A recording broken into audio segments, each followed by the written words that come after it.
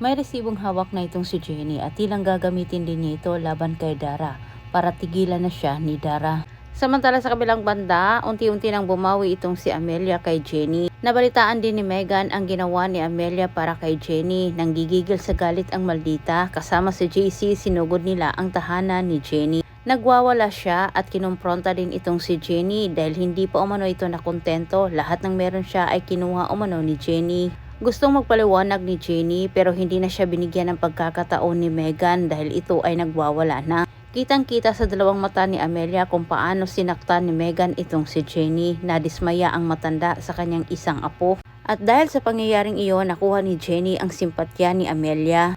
Parang nabulunan ng malaking tinik sa nilalamunan itong si Dara matapos ting ikwento ni Megan ang nangyari sa kanila ni Jenny.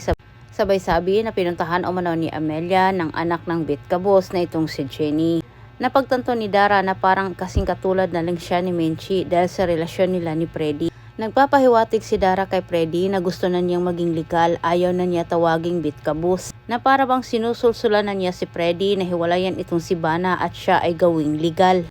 Pinangakuan ni Freddy itong si Dara na darating umano ang tamang panahon na silang dalawa ay hindi na kailangang magtago. Natatakot si Dara sa masabi ni Megan kapag malaman niya ang totoo.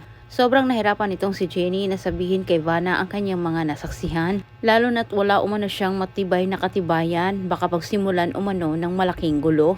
Subalit sa puntong ito, ang panahon na ang gumagawa ng paraan para may makuha si Jenny ebidensya. Gustong makipagkita ni Freddy kay Vanna para pag-usapan nila ang planong naisip ni Freddy laban kay Jenny kuno.